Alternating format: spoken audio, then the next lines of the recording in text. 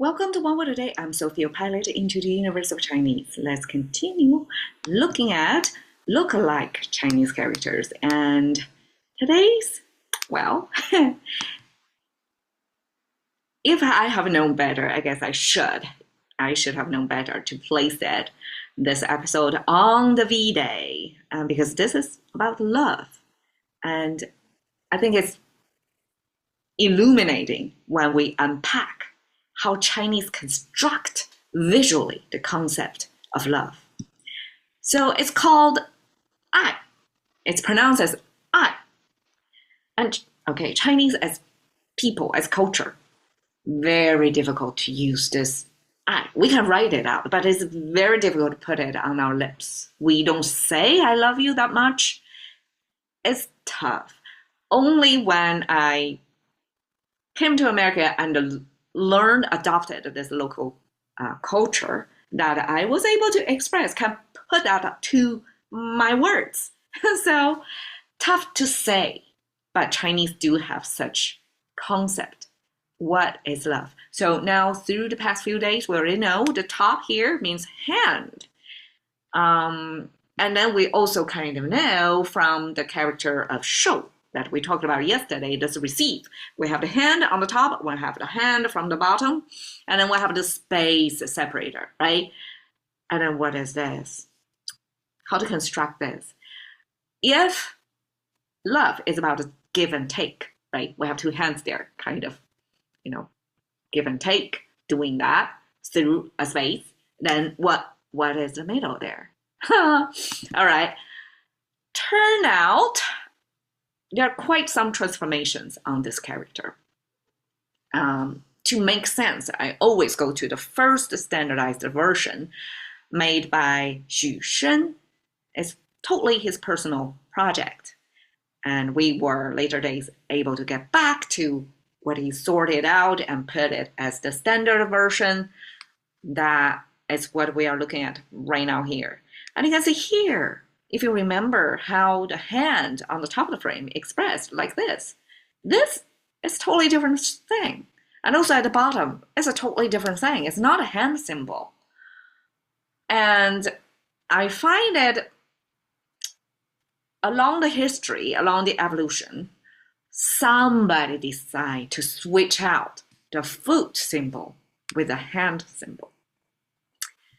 Chinese use the foot symbol. Okay, so here is the ancient footwear, how it looks. And my explanation is, is the function of footwear is to put a cushioning between your sole of the feet and the ground, because you may get bleeding feet if you walk directly, especially in ancient times, they don't have paved road like us nowadays, right? So this is two decks. So in between, that's the cushioning area. And then this kind of diagonal line is the binder to combine the top and the bottom so they don't fall apart. And in particular, this top and bottom connected side is the heel side. So this is the open toe side. So you almost can view this as the wood sandal that Japanese people, like in geisha, if you watch that the memoir of geisha movie, you take note of their footwear, kind of standing on a piece of wood, highly propped up, like it's an ancient Asian high heel. Okay, so kind of look like that. And if you notice, the two footwear actually is facing different directions, right? Just a little bit background. Chinese is a leftward facing culture. So in English, it's rightward facing. We don't even think about it, right?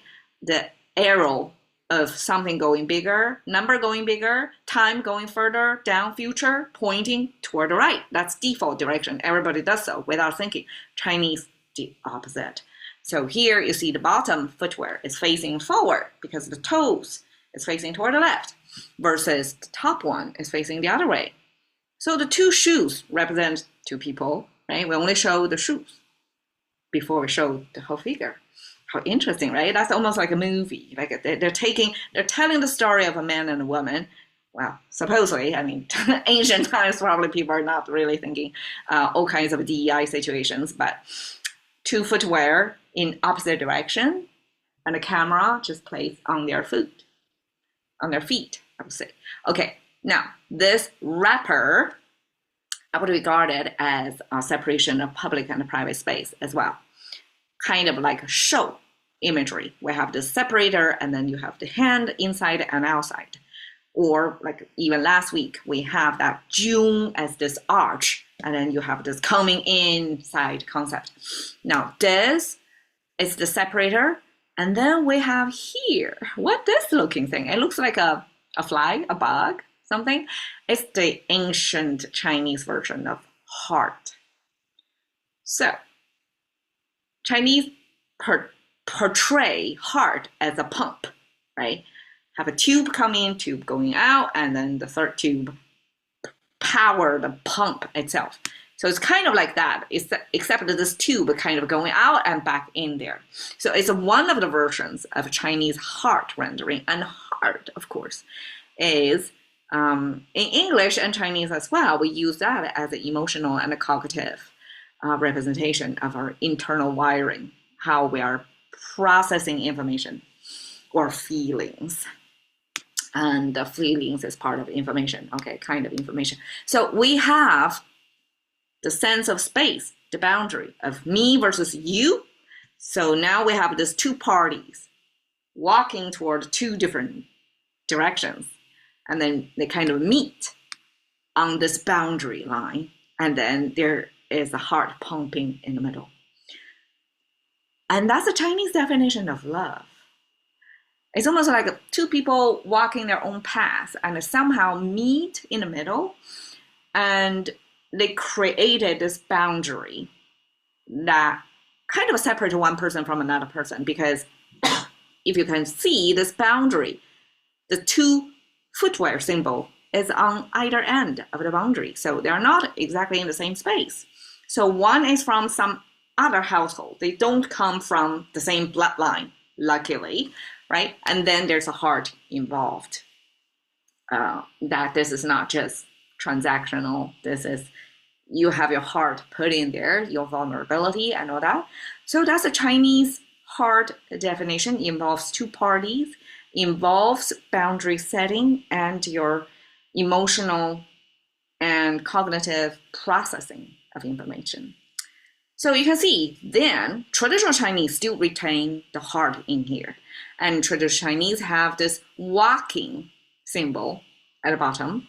At least that's close to the footwear we see. But they switch out the top to this hand symbol. It's like totally not what the story is about. And then the simplified Chinese even more dramatically removed from the origin, remove the heart symbol and convert this walking sign to friend sign.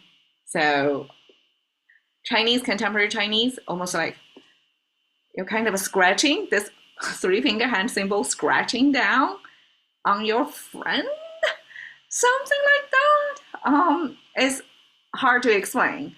And also you lose the heart in it, make it even more transactional. Anyhow, but I guess friendship can be explained as part of, as the foundation to build close interpersonal relationships. So love have to start, with a kind of friendship that you can trust that person to share your life with. All right, so examples. 爱抚, 抚, five-finger hand symbol here. That means soft touch. Soft touch with love. So it's caressing. 爱恋. So we see the heart symbol over there. 恋 has this connecting, this both sides. So 恋 have this attachment, sense of attachment. 爱恋 simply means you're almost like what's the word? Fascinated by somebody that you keep, infatuation. You keep thinking about that person. So it's a kind of strong attachment to that person. That's 爱恋. 爱好. 好 means you prefer that thing. You want to keep doing it again and again. So 爱好 is a Chinese way to say hobby. What's your 爱好? What do you love to do, basically? And here is a rendering of how love feels. And I picked this picture because this is two person, even if we give them a headshot, but you can imagine their footwear is opposing. So they're facing each other. They are serving as each other's mirrors. And that way through life. That's I. Thank you for your time. See you another day.